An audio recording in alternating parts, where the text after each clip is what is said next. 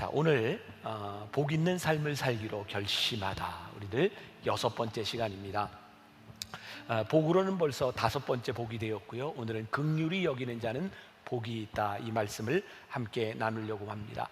말씀을 이렇게 한 주 한 주 묵상하고 지나가다 보니까 이 말씀이 이런 의미가 있구나 라고 하는 것을 새롭게 깨닫게 되는 부분들도 있습니다.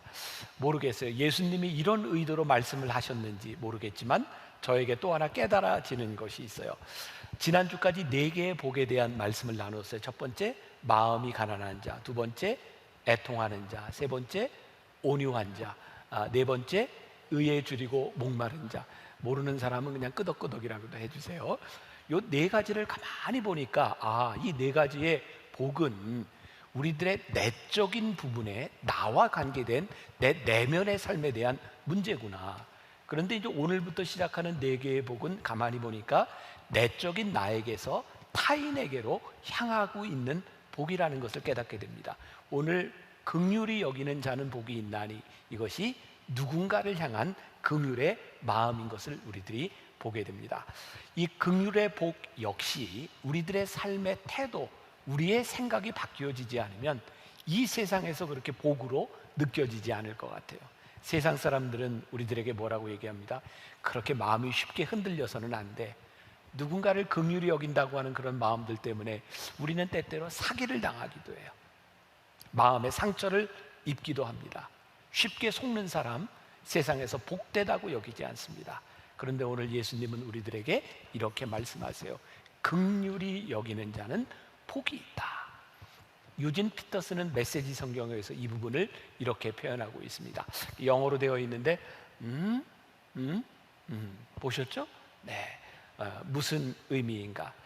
우리들이 누군가를 긍휼히 여길 때 우리들이 하나님께 긍휼을 받고 있구나, 이것을 느끼는 것이 복이라는 거예요. 긍휼함을 우리들이 가장 명확하게 느끼는 순간이 언제냐면 우리들이 누군가를 긍휼히 여길 때라는 거예요. 긍휼히 여기는 자는 복이 있다. 제가 오늘 이 말씀을 가지고 우리 묵상팀들과 함께 이제 나누는 이야기 가운데 한 분이 이런 이야기를 했어요. 이분은 누군가에게 나누어주고 베푸는 일을 잘 하던 분입니다. 그런데 사람들이 계속 이게 도와달라는 이야기를 할 때 이분에게 투정이 생겼대요. 하나님, 저도 이제 고만 돕고 편안하게 살고 싶어요. 그리고 진짜 힘든 건 내가 계속 도와줘도 그 사람들이 고맙다고 여기지 않는 것 때문에 마음이 참 힘들어요. 근데 하나님께서 쉽게 응답을 해주시더래요. 그래? 좋다. 그러면 이제부터 너는 그만 주는 자가 되고 받는 자가 되면 되겠구나. 그 순간 이분이 하나님께 바로 기도했대요. 아니에요, 하나님. 제가 했던 거 없던 걸로 하겠습니다. 제가 만다교회 목회를 하면서 저도 이제 간혹 당황스러운 일을 경험합니다. 예배를 마치고 났는데 알지도 못하는 분이 계속해서 저를 따라오면서 도와달라는 이야기를 해요.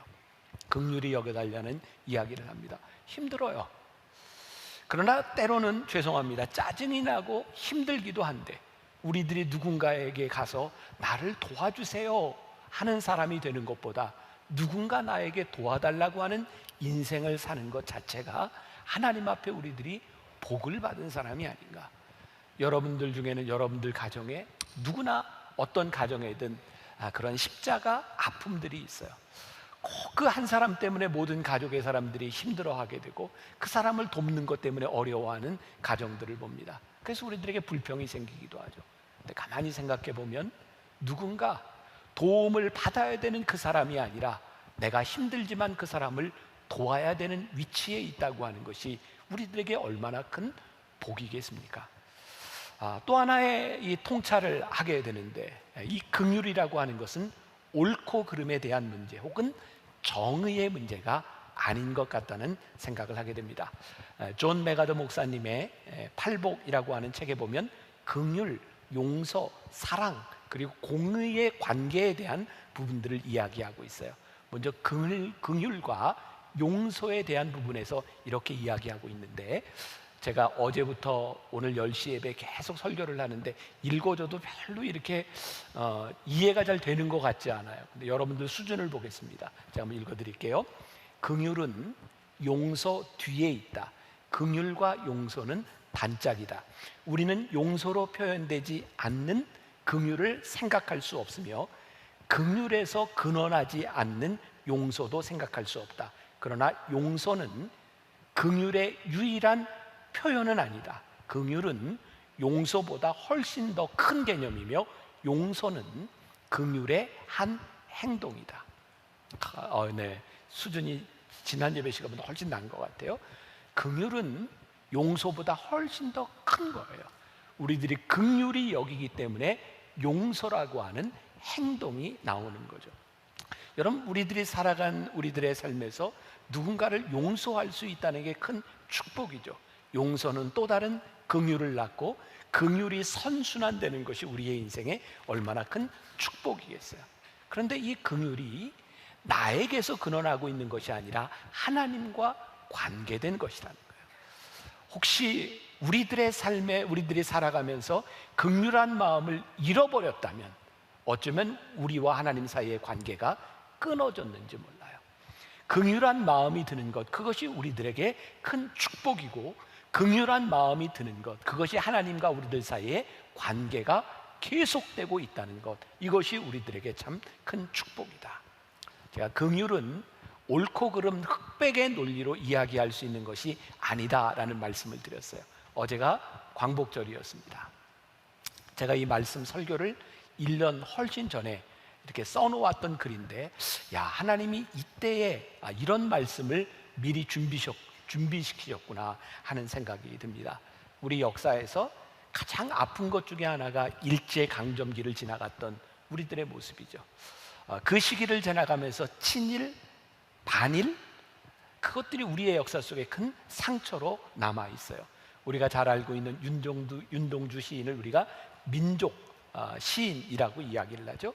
신사참배를 거부하고 학교를 그만두고 만주로 갔던 사람입니다. 실제로 이런 독립운동을 하던 많은 사람들이 신사참배 때문에 학교를 그만둔 경우들이 많이 있어요.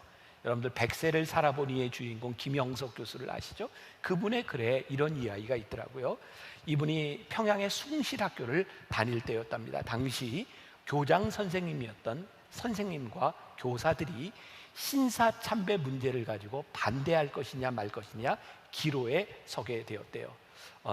그런데 그 당시에 기독교 지도자들 500명이 모여서 우리 한국 학생들이 신사참배를 하는 학교가 문을 닫아야 되는데, 그러면 일본 사람들에게서 교육을 받아야 되는 거죠. 민족학교가 문을 닫느냐 마느냐 하는 상황 가운데서 신사참배를 하느냐 마느냐, 그런 기로에 서게 된 거예요. 어느 날 조회 시간에 신사참배하는 날이 다가왔고 교장 선생님 맨 앞에, 그리고 뒤에 선생님들이 섰고, 교장 선생님과 선생님은 머리를 숙였어요. 신사참배를 한 거죠. 그리고 김영석 교수님은 머리를 숙이고 고개를 드는 그 교장 선생님의 주름진 얼굴에 눈물이 흐르는 걸 보았어요. 신사참배를 거부하는 것보다 어쩌면 우리 학생들을 민족학교에서 교육시켜야 되는 것 때문에 고개를 숙였던 그 사람들의 아픔이 있는 거죠. 해방이 된 후에 우리나라는 큰 아픔을 겪습니다. 교회 안에서 재건파 장로교회 사람들은 신사참배를 하지 않은 분들이에요. 그들은 신사참배한 교회를 잘못됐다고, 그 교회에는 구원이 없다고, 그래서 교인들 사이에, 가족들 사이에도 문제들이 생기기 시작했어요.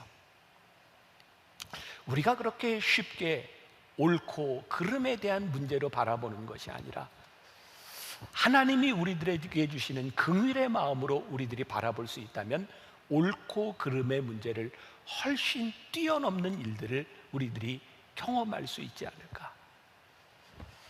우리의 아픔은 계속 되고 있죠. 어쩌면 순교를 당했던 그 사람들보다 살아서 믿음을 지켜야 됐던 사람들의 아픔이 더 아픈 것은 아니었을까. 우리들이 성경 공부를 하고 말씀을 이렇게 나누면서 우리들에게 최종적인 질문에 다다르는 것이 있죠. 아무리 지식으로 많이 배워도 진짜 말씀으로 산다는 것이 무엇입니까? 제가 성경 공부를 하면서 계속 들었던 그런 물음이었어요. 저는 이렇게 대답을 했었죠. 예수님이라면 어떻게 하실까를 생각해 본다면 우리들의 행동이 나오지 않을까요? 제가 성령의 열매 시리즈를 가지고 성경 공부할 때 제약회사를 다니던 한 집사님이 성경 공부를 하는 중에 이런 고백을 했어요. 성경 공부 참석하기 전이었는데 함께 일하던 부하 직원 중에 한 사람이 병이 나서 회사에 출근하지 못했다는 이야기를 듣습니다. 늘 그랬던 것처럼 안 됐구나, 아프겠구나, 그리고 지나갈 수 있는 일인데 예수님이라면 어떻게 하실까, 그게 마음에 와닿았던 거예요. 그분이 고민을 하는데요, 예수님이라면 그냥 지나치시지 않을 것 같다라는 생각이 들었답니다. 그런데 그날 그 부하 직원을 방문하면 문제가 생기는 게 뭐냐면, 그날 중요한 실험이 있고 실험을 마치고 중요한 회의도 있는 거예요. 그런데 계속해서 예수님이라면 어떻게 하셨을까, 그것이 마음에 걸리게 된 거죠. 자, 여러분들 오해하지 말고 잘 들으세요. 여러분들이 이 사회에서 생활하면서 늘 여러분들이 의무를 소홀히 해도 된다, 이런 것이 아니라 하나님께서 우리들에게 강하게 물으시는 때가 있습니다. 이분은 결심을 했습니다. 그래, 하나님 주시는 마음으로 내가 가서 돌보고 오리라. 그리고 2시간을 예상하고 갔는데 3시간이 걸렸대요. 이제 실험에 참여하지 못해서 문제가 생기고 그 다음 회의에 참석하는 문제가 생겨야 되는데 와봤더니 실험이 늦어져서 이분이 늦게 왔는데 실험하는데 문제가 없었고, 실험이 늦어지다 보니 그 다음 미팅도 자연스럽게 취소가 된 거예요. 이분에게는 굉장히 감격스러운 일이었겠죠. 내가 예수님이라면 어떻게 하실까라고 생각하고 행동을 했는데 예수님께서는, 하나님께서는 우리들이 생각했던 계획대로 아니라 이런 일을 행하여 주셨습니다. 제가 그때 그런 이야기를 했어요. 우리가 예수님이라면 어떻게 하실까라는 마음을 가지고 살아갈 때 하나님께서는 우리들에게 격려하시고 네가 틀리지 않았다라고 우리들을 축복해 주시는 때가 있습니다. 그러나 이것이 계속되는 것은 아닙니다. 어쩌면 예수님이라면 어떻게 하실까라고 하는 이 일들이 우리들에게 세상의 축복으로만 돌아오는 것이 아니라 그 일로 인하여 우리들이 고통을 당하고 우리들이 어려움을 당할 수도 있습니다. 그런데 우리들의 마음에 주시는 긍휼한 마음으로 인하여 예수님이라면 어떻게 하셨을까, 그것이 정말 복이구나 라고 느껴지는 사람만이 긍휼히 여기는 삶을 살 수 있게 되는 것입니다. 긍휼히 여긴다고 하는 것, 그것은 오늘 마태복음 5장 7절에서 긍휼히 여기는 자는 복이 있나니 그들이 긍휼히 여김을 받으리라 말씀하고 있어요. 이 문장은 둘로 쪼개서 볼 수 있을 것 같아요. 하나는 너희가 주어가 될 수 있을 것 같아요. 너희가 다른 사람을 긍휼히 여기면, 또 하나의 주어가 있죠. 하나님이 너희를 긍휼히 여길 것이다. 처음에 4가지 복이 마음의 상태였다면 이제 다음에 4가지 복은 우리들의 삶으로 나타나는 것인데, 너희들이 긍휼히 여길 때 하나님께서 우리를 긍휼히 여길 것이다. 저는 요즘 한국 교회, 아니 이 사회를 보면서 우리들이 긍휼히 여기는 마음이 없어짐으로 인하여, 쉽게 정죄함으로 인하여 우리들이 생명력을 잃었다는 생각이 들어요. 자, 이게 지금 굉장히 논란의 여지가 되고 있기 때문에 저도 조심스럽고 여러분들이 오해를 하지 말고 잘 들었으면 좋겠습니다. 요즘 교회에, 이 사회의 큰 이슈 가운데 하나가 차별금지법입니다. 이 차별금지법에는 포괄적으로 모든 차별들을 금지해야 된다는, 그러니까 차별을 금지해야 되는 것에는 큰 문제가 없습니다. 그런데 이 차별금지법 핵심에는 성소수자, 동성연애에 대한 부분들이 들어있어요. 그러니까 우리들이 하나님을 믿는 사람들이 동성연애자들에 대해서 싫다, 나쁘다, 이것은 잘못됐다라고 표현할 수 없는 거예요. 여러분, 성경적으로 우리의 신앙 안에서 하나님께서는 우리들에게 이것을 허락하지 않으셨어요. 그렇기 때문에 이 차별금지법이라고 하는 것이 우리들에게 큰 갈등의 문제를 유발하고 있는데, 저는요, 지금 이 법으로 차별금지법을 찬성하느냐 마느냐 이 문제보다 우리 신앙인들이 가지고 있는 근본적인 문제가 있는 것 같아요. 이 법이 이렇게 발의되고 이렇게 이슈가 된 것 가운데는 이제 동성연애자들에 대한 문제가 있는 거죠. 제가 한번 이런 설교를 하고 굉장히 곤욕을 당했던 적이 있어요. 제가 동성연애를 옹호하는 사람이 어느 날 돼버렸어요. 아니요, 성경은 우리들에게 분명히 그것을 옳지 않다고 말씀하고 있어요. 그런데 동성 연애를 하고 있는 그 사람들 모르겠어요. 그 사람들이 어떤 아픔을 가지고 그들이 어떤 일을 당하고 있는지 모르지만 우리들이 죄와 죄인을 구별할 수 있어야 되지 않을까. 예수님은 이 땅에 계시면서 세리와 창녀들과 죄인들을 향해서 그들의 죄를 용납하시지 않으셨지만 죄인들을 용납하셨어요. 언제부터인가 교회가 이 사람들에 대한 차별 증오가 일어나면서 차별금지법이 필요하게 되었고, 이제 차별금지법은 또 다른 증오를 낳게 되는 거죠. 우리들에게 예수님의 마음, 긍휼함이 없어짐으로 인하여 내가 옳은 것에 대하여 사람들을 용납하지 못하는 것이 우리 사회에 얼마나 많은 증오들을 만들어내고 있는지 몰라요. 저는 요즘 그런 질문을 던져요. 오늘 이 시대에 예수님께서 계시다면 이렇게 증오를 하실까? 아니면 죄를 꾸짖으시며 죄인들을 향하여 용납하는 마음을 가지실까? 제가 만나교회 목회를 하면서 저에게 가장 큰 영향을 주었던 그런 책 중에 하나가 예수를 전염시키는 사람들이라는 책이에요. 빌 하이벨스 목사님이 쓴 책입니다. 제가 많이 인용을 했었는데 이 책을 요즘 인용을 하지 못합니다. 몇 년 전 이 빌 하이벨스 목사님이 시카고의 윌로우 크릭 교회 담임 목사님인데 성추행으로 문제가 되었고 교회를 사임하게 되었어요. 사람들은 이렇게 이야기합니다. 어떻게 그런 사람의 책을 인용할 수 있습니까? 근데 저에겐 이런 생각이 들거든요. 그 책을 썼을 때 그 목사님이 그런 사람이었을까? 그런 마음이었을까? 저와 여러분들을 봐도 누구도 하나님 앞에서 온전하지 못하고 누구도 실수할 수 있고 우리들 누구도 그런 죄를 지을 수 있는 가능성이 다 있는 사람들이죠. 기억하세요. 교회 안에 죄를 용인하자 이런 것이 아니라 죄를 지은 사람들에 대하여 우리들이 긍휼한 마음을 잃어버린 것이 우리들에게 증오를 낳고 있는 것은 아닐까.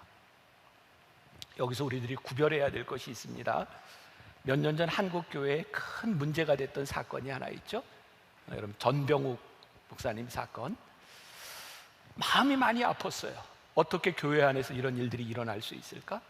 전병욱 목사님은 저보다 나이가 1살밖에 많지 않습니다. 그런데 제가 미국에서 공부를 마치고 들어왔을 때 제일 많이 보았던 책이 전병욱 목사님의 책이에요. 그분의 설교 너무 좋았어요. 어쩌면 저렇게 설교를 잘할까?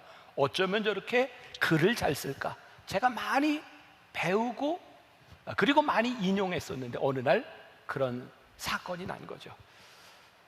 그런데 문제는 이분이 목회를 그만두고 조금 있다가 새롭게 교회를 개척을 했어요. 그리고 이렇게 이야기를 했죠. 하나님께서는 이 모든 사람들을 용납하셨으니 하나님께서도 나를 용납하시고 기회를 주실 줄 믿습니다. 제가 오늘 여러분들에게 중요한 기준을 하나 말씀드리려고 합니다. 긍휼은 나 스스로 셀프 긍휼을 이야기하는 것이 아닙니다. 긍휼의 역사는 하나님의 마음으로 우리들이 긍휼히 여기고 그 사람들을 용납하고 기회를 주는 것이 긍휼이고 용납이지, 나 스스로 하나님이 나를 용서하시고 나에게 긍휼을 베풀어 주셨다고 그렇게 자신 있게 말하는 것이 긍휼은 아닌 것 같아요. 여러분, 밀양이라고 하는 영화 보셨죠? 거기에 나오는 전도연이 힘들었던 게 뭐예요? 자기 자식이 죽었는데, 유괴해서 죽었는데 그 자식을 죽인 사람을 교회에 가서 기도하고 말씀으로 용서해야 되겠다고 하는 마음이 들어서 교도소에 찾아갔는데 자기 자식을 죽인 그 범인이 너무나 평온하게 하나님이 나를 용서해 주셨다고 할 때 이 여인이 견딜 수 없죠. 긍휼은요, 나 스스로 내가 긍휼히 여김을 받을 자격이 있어, 그래서 긍휼이 생기는 것이 아니라 내가 누군가를 긍휼히 여기고 누군가를 용납할 때 하나님께서 우리들에게 주시는 마음이에요. 긍휼히 여기는 자는 복이 있나니 긍휼히 여김을 받을 것이며. 예수를 전염시키는 사람들이라고 하는 책에 보면 그런 이야기가 나와요. 예수님께서 이 성경에서 유일하게 누가복음 15장에서 비유를 연달아 3개를 말씀하셨어요. 예수님께서 비유를 말씀하실 때는 비유에 대한 이유를 설명하시는데 누가복음 15장은 아무런 설명도 하지 않으시고 비유 3개를 연달아 말씀하세요. 어떤 비유? 첫 번째, 잃은 양 한 마리의 비유예요. 100마리의 양을 가지고 있는 주인이 99마리를 놔두고 한 마리 잃은 양을 찾아가는 그 주인의 마음. 그 다음 비유가 연속되죠. 잃어버린 동전의 비유. 10개의 드라크마를 가지고 있는 사람이 하나에 떨어진 동전을 찾기 위해 애쓰는 마음. 그리고 세 번째 비유가 나오죠. 돌아온 탕자의 비유였어요. 아버지를 배신하고 떠난 그 아들을 끝까지 기다리는 아버지의 마음. 예수님께서 그 비유를 바리새인들과 사두개인들과 서기관들과 제자들을 향하여 말씀하시고, 예수님께서는 그들의 마음에 어떤 일이 일어나기를 원하셨을 거예요. 얘들아, 이것이 아버지의 마음이야. 잃은 양 하나를 끝까지 찾고 집 나간 탕자를 끝까지 기다리는 아버지의 마음, 이것이 아버지의 긍휼하심이야. 예수님은 그 말씀을 우리들에게 하고 싶으셨던 거죠. 지난해 인도 뭄바이에서 우리 선교팀들이 인도에 있는 선교사님들을 위한 위로회를 냈어요. 생각보다 뭄바이의 물가가 비쌌고요, 현지 사정으로 선교사님들이 많이 모이지도 않았는데 우리 교회에서 교인들의 헌금으로 이렇게 많은 돈을 들여서 이런 행사를 하는 것이 어쩌면 낭비일 것 같다는 생각이 들었어요. 그런데 하루 이틀을 지나면서 그 선교사님들이 40도가 넘는 그 더위에서 그 자리를 지키고 있는 것, 그리고 몸이 아파서 진료를 받는 모습, 여러 가지 정신적으로 힘든 그 모습들을 바라보면서 우리가 지금 하고 있는 이 일이 돈으로 계산할 수 없는 일이구나. 그리고 그 선교사님들에 대한 긍휼한 마음이 생기기 시작했어요. 그런데 놀라운 일이 일어났어요. 우리 선교팀들이요, 그 선교사님들에 대한 긍휼한 마음이 들기 시작하면서 이런 간증들을 하기 시작했어요. 하나님께서 나를 긍휼히 여기셨습니다. 신기하죠? 그 선교사님들에 대한 긍휼함으로 눈물을 흘렸더니 나를 긍휼히 여기신 하나님으로 인하여 나에게 눈물이 나는 거예요. 2년 전이죠. 제가 태국에서도 우리 교인들과 함께 태국에 있는 선교사님들 위로회를 할 때였어요. 다 여러분들 한샘 치고 헌금으로 했던 일들입니다. 제가 저녁 말씀을 전하기 전에 갑자기 몸이 아팠어요. 제가 가지고 있는 병 중에 하나죠. 제가 공황장애가 있거든요. 요즘은 괜찮지만 그날 갑자기 공황장애가 왔어요.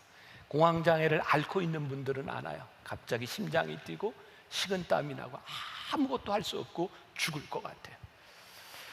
제가 약을 먹고 몸이 진정될 때까지 기다렸다가 집회를 인도했어요.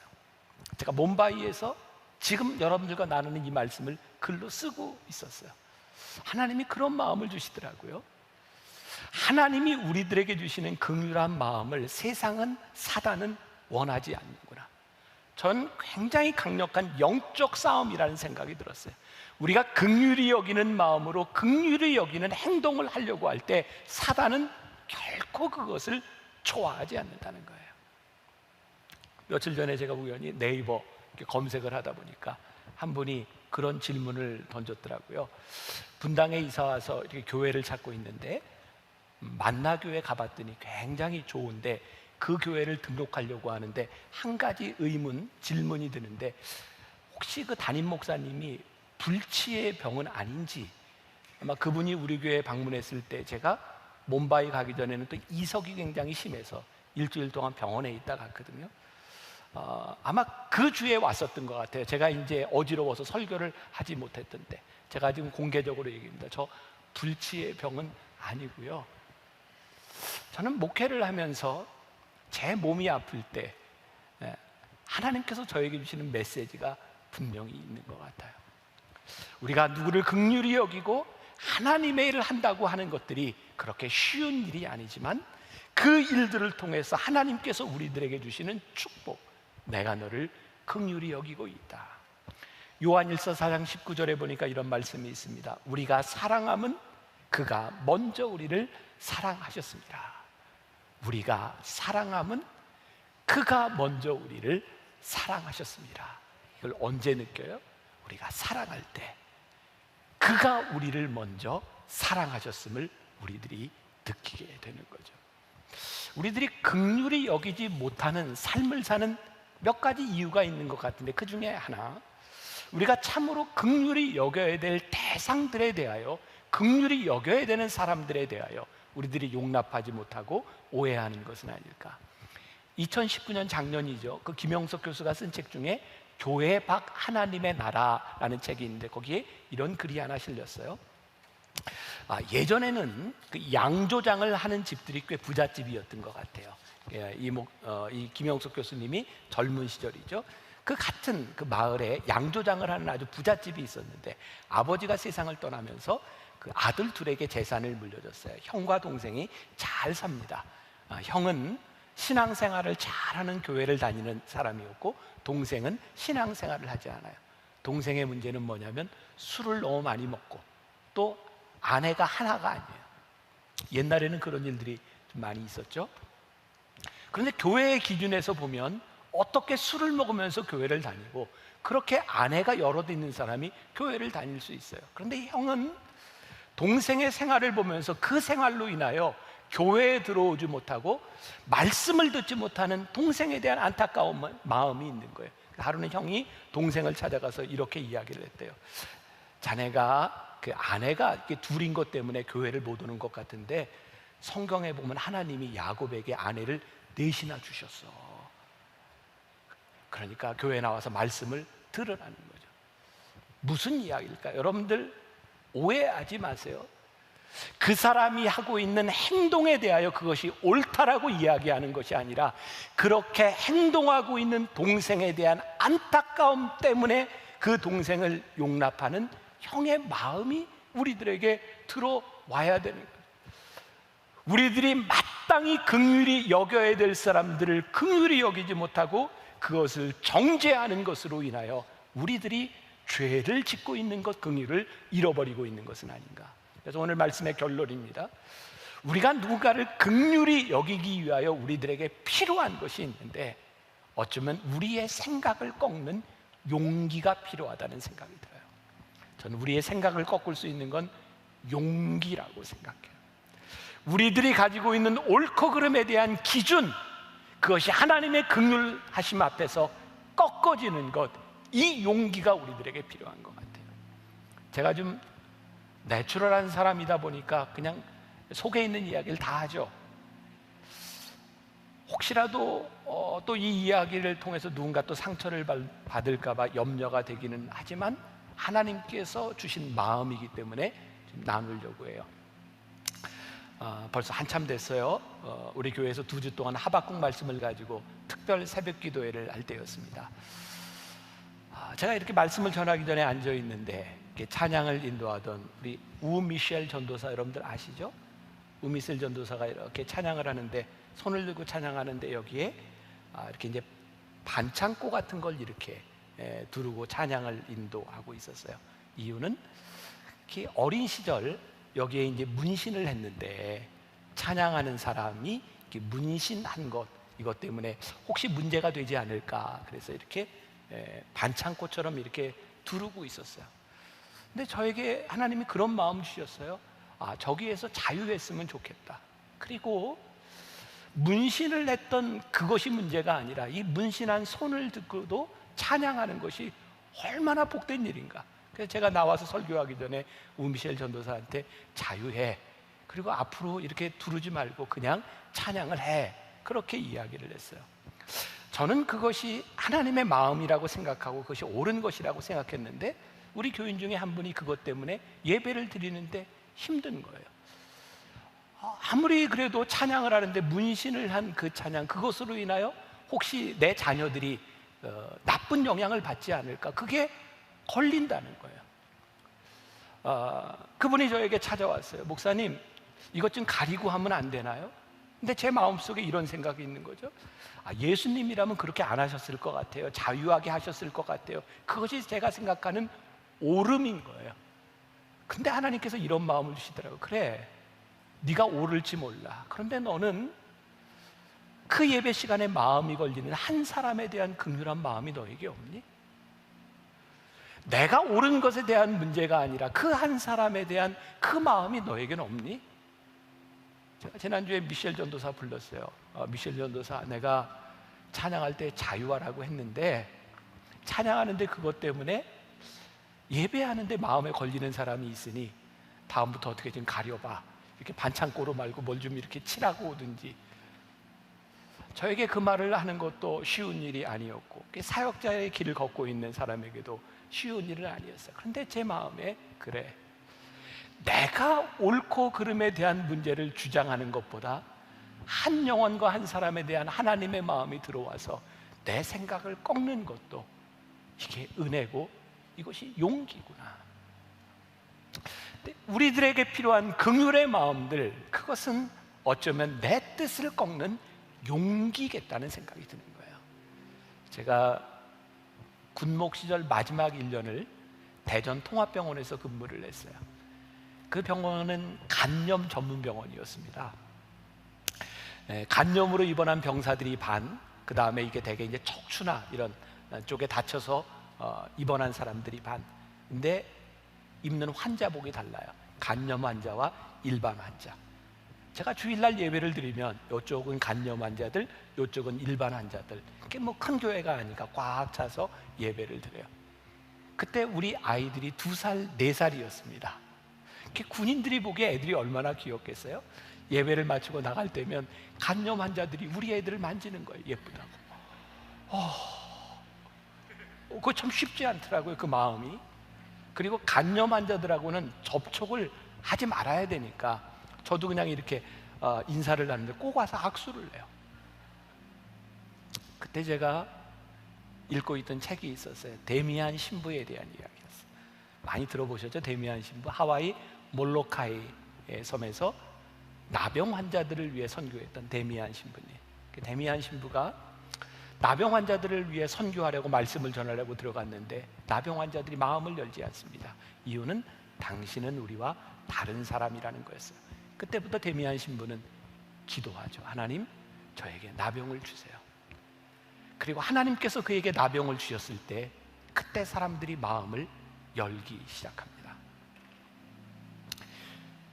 그 책이 저에게 큰 도전이 되었어요. 그래서 그때부터 제가 간염 환자들과 함께 같이 밥을 먹기 시작했어요. 같이 수저를 떠서 찌개를 먹고 같이 먹기 시작했어요. 저에게는 작은 용기였던 것 같아요. 우리가 긍휼히 여긴다고 하는 것은 때로는 내 뜻을 꺾는, 내 삶을 꺾어야 되는 용기가 필요한 것 같아요. 그런데요, 우리가 누군가를 긍휼히 여길 때 그것이 우리들에게 복된 이유가 누군가를 위하여 긍휼을 베풀 때 하나님이 나를 향해 긍휼을 베풀어 주셨구나, 그것을 우리들이 깨닫게 되는 거예요. 긍휼히 여기는 자는 복이 있나니 저희가 긍휼히 여김을 받을 것이며, 우리가 누군가를 긍휼히 여길 때, 긍휼을 베풀 때 나에게 베풀어 주시는 하나님의 은혜가 깨달아지는 축복, 여러분들에게 그 긍휼히 여기는 복이 임할 수 있기를 주님의 이름으로 간절히 축원합니다.